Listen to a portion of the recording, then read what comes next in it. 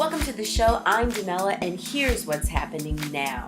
Across the country, we're seeing Confederate statues. That's the focal point here in America. In some cities, we see city officials taking them down, but in others, we are seeing the sheer will of the people remove the statues. I'll let you know what it's revealing about some of our trusted officials. Also loaded on deck is In Our World.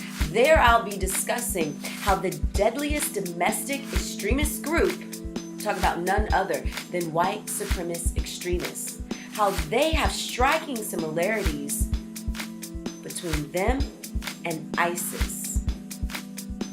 Somehow they're not even on the top of the U.S. watch list, but we'll talk about that coming up later in the show. Let's get right into it. A lot to get into today. First, we're going to start in Sierra Leone. They're dealing with deadly mudslides this week. In fact, they're expecting more rain. This is the worst thing they could be hearing right now. More rain. And after using an aerial drone over their area, they're finding out that another even larger portion of their land is threatened to have another landslide. Okay, so far let's talk about the death toll. They're estimating at least 400. And on my last check, the majority that were listed as being dead were children. Also, around 600 people are still unaccounted for.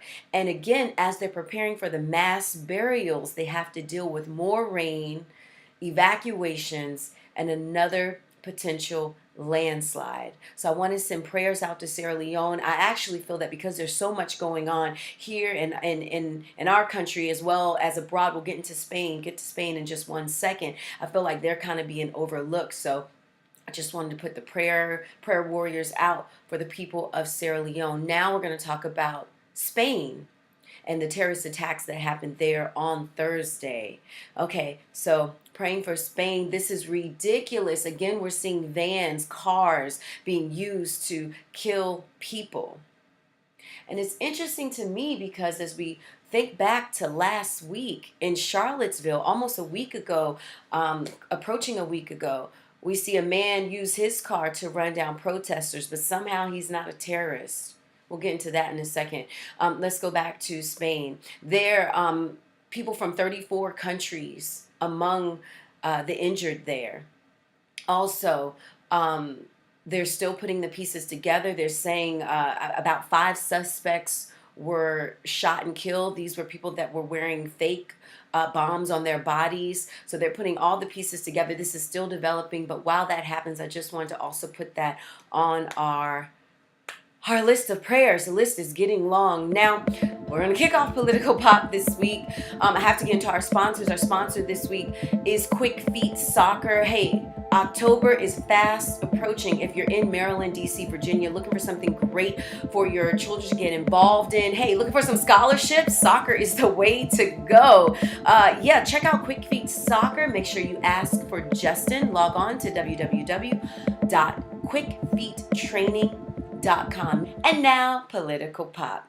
And Donald Trump's terrible, horrible, no good, very bad presidency. Now, I was going to say weak, but each week it just gets more terrible, no good, horrible, very bad. That's what's happening. So within the course of 7 days, let's go back to last week. So last Friday, I was talking to you about his threats of nuclear war. And since then, it just keeps getting worse and worse, if that's possible. So let's talk about it. Okay, so we saw that after the deadly protests in Charlottesville, his response, not only insensitive, also, I want to say, and a lot of people are saying, racist. And so what did we see this past week? CEOs dropping out of his councils. In fact, it started off with about 3 and then just increasing, reaching up to the point of 8. Initially, when the first couple of CEOs dropped out, about 3 of them, Trump's response on Twitter was, hey, there's many more CEOs that will take your place. You saw this, right? Following that, when he got wind that, okay, now it's really, really increasing, okay, up to 8. So then what happens? He disbands his CEO councils. He disbands the councils.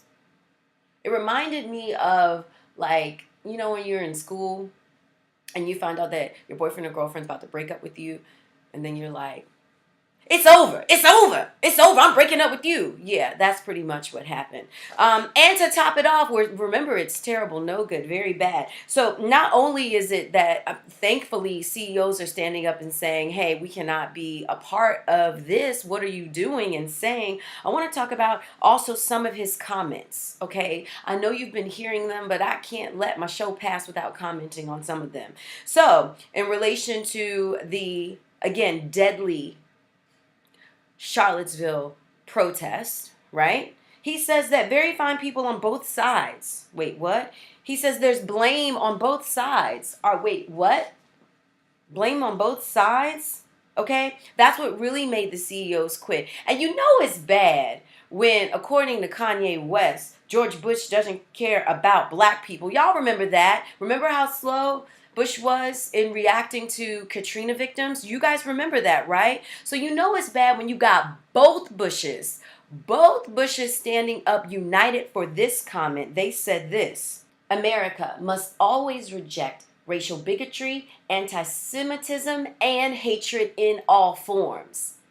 And if things couldn't get worse for old Trump, his approval rating goes down even more. Right now, 34% of the population approves of Donald Trump. And could you believe that's down 2 points since June?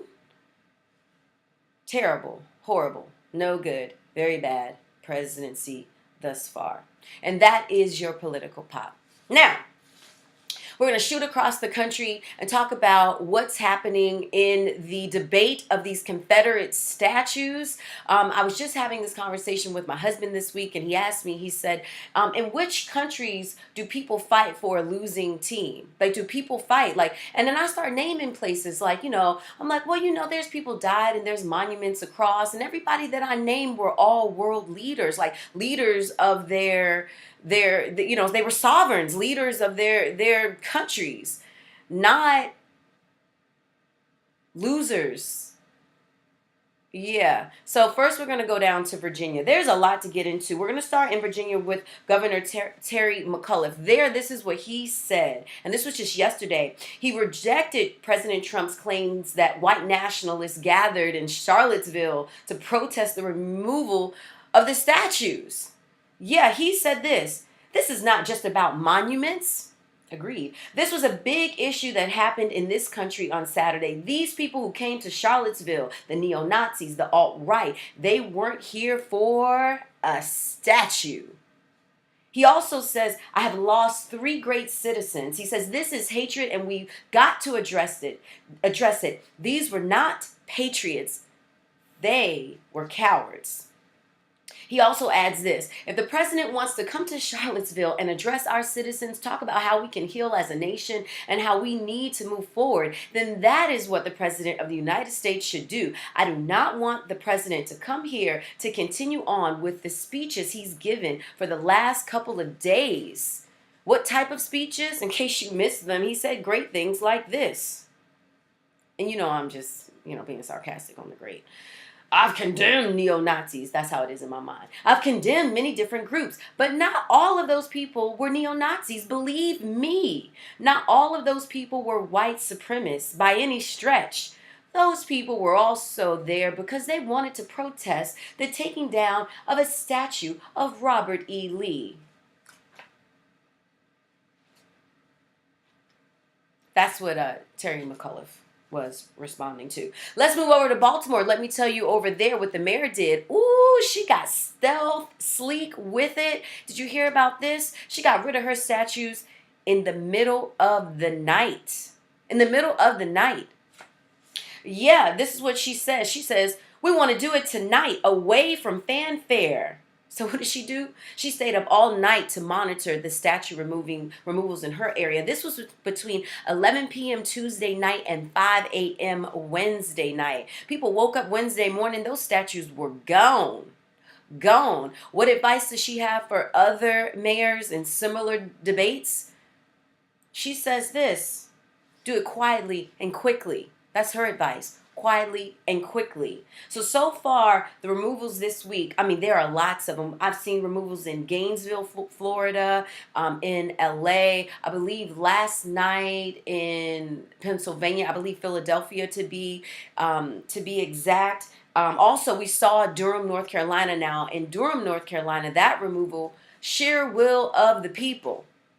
They took it down themselves. And as we speak right now, at least 9 other states are in similar situations where they're thinking, what should we do about our Confederate memorials? I'll ask you again with shout out to Kyle. What nation honors losers? Oh, here. Yeah, I had to think about it for a second. Okay, now truth being revealed, we're going to shoot over to Maine. Yeah, let's go to Maine. If you live in Maine, then this is not a surprise to you. Let me let you know what the Republican Maine governor, this is Paul Lee Page, said. This was on Thursday.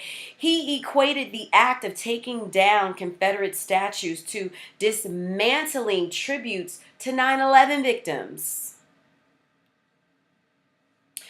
Right, but that's not the most shocking thing he said. Let's take it back to a January town hall meeting. I didn't know this. I don't live in Maine. Maine, you're in my heart. Here's what he said. He was talking about the state's drug issues there, right, at a town hall meeting. And then he blamed drug pushers named D-Money. In case you didn't know, that is my street name amongst my friends, D-Money, Smoothie, and Shifty, who come up into the state to sell heroin, and half the time, quote, they impregnate a young white girl before they leave.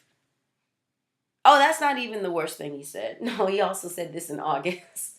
He said 90+% of drug dealers arrested in Maine are Black and Hispanic people from states like New York and Connecticut. So if you're in New York and Connecticut and you're watching this, keep your drugs out of Maine.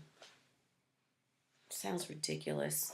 Yeah, now we're going to shoot over to Georgia because we got to hop around, because I'm telling you, these statues are really causing people to stand up and really give you the truth about what they feel about race. So now we're going to head over to Georgia, where a judge there recently suspended for his comments on Facebook.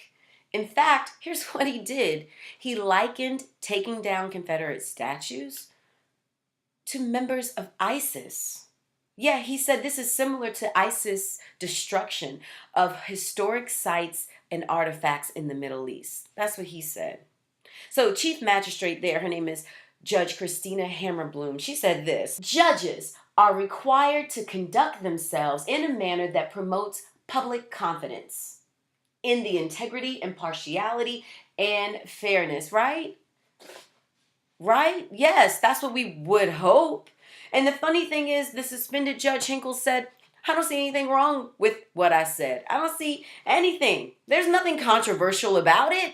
Really? He also said this: with the way things are going in the world today, I guess everything is controversial. And this leads us to In Our World. And this week, we're talking about the striking similarities between the KKK and jihadists. And now, this was an interesting report. Reported by CNN's chief national security reporter. This is Jim Scudo. He wrote a book back in 2008 called Against Us: The New Faces of America's Enemies in the Muslim World. Now, this book, he spent about 2 years profiling jihadists, and in it, he learned not only a lot about jihadists, but now he's making the comparison between them and the KKK. I'm going to highlight 3 of the similarities that he writes about, because literally I should not have been surprised, but I was really surprised by this again, because they're not at the top of America's watch list. So here are some of the similarities that he points out based on his research. He says both groups believe they, meaning the outsiders, don't belong here and are destroying our world and our culture. They are inferior to us. They are taking away our well-being and our way of life.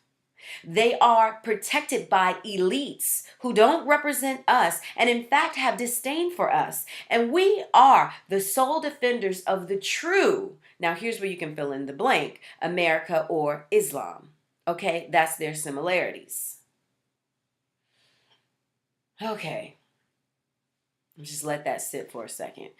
Because it's really interesting, again, to me, with white supremacists, considering, again, they're fighting for a country that was stolen from the Native American people. Okay, we're going to go on to point number 2. Their mantra, similarities in their mantra. See, I didn't know this because I was unfamiliar with some of the jihadist mantras, but here's what they're saying. While KKK marchers, well, here's what Jim is saying. While KKK marchers chanted, "You will not replace us," and "blood and soil," right? He says the most popular protest songs of ISIS and other terror groups are riddled with talk of stolen land, blood and purity, and humiliation avenged. "We are going to battle them," begins one jihadist chant, "and return our usurped right." Another one, strikingly similar. Lastly, white nationalists don't represent the real America any more than jihadists represent true Islam. He feels that in each community, these misdirected and desperate individuals are potentially the most deadliest. And I'm going to give you this fact, because I did not know this. Did you know that according to both the FBI and Department of Homeland Security, they have found that white supremacist extremists were responsible for 49 homicides and 29 attacks. This is between 2000 and 2016. Now, this is the most deadliest group. More deaths than any domestic extremist. And again, in the words of Donald Trump, some of these are good people. Some of these are good people. That wraps up today's show. I am definitely, I mean, there's so much to focus in on right now. I definitely think this is a time that our world is changing. The debates of statues coming down, Confederate statues coming down, it's forcing a lot of people to really stand up for what they truly believe in. I truly feel that a lot of the closet racists, those are the people that, they work with people of different races. And, after work, they'll have a couple drinks, at the company picnic, they may play softball together. But outside of the work events, they don't deal with other races, and it's forcing them to really come out of the shadows and stand up for what they really believe. And it's forcing us too, some of us that are really more lax on the issue, it's forcing us to stand up and say, hey, here's really what we feel about race in America. So as much as it's painful, as much as it's unfortunately violent and angry and dangerous, we need this in order to bring about change. Because you're seeing this. You're seeing a lot of city officials now saying, I don't want this type of violence. Why do we have these statues? In fact, I'm going to remove them myself. Also, we're seeing that some of the places that they want to take the statues, for those of you that feel that you're true American and this is a part of your history, well, some city officials are offering to move them to cemeteries. But it's interesting, in LA, in fact, that's where they just removed a Confederate statue, was in a cemetery. So lots of debate here, lots to watch out for the world, and that's what I am vowing to continue to do. As you are entering your weekend, have an amazingly blessed weekend. And thank you so much for joining the show, and I will see you next week.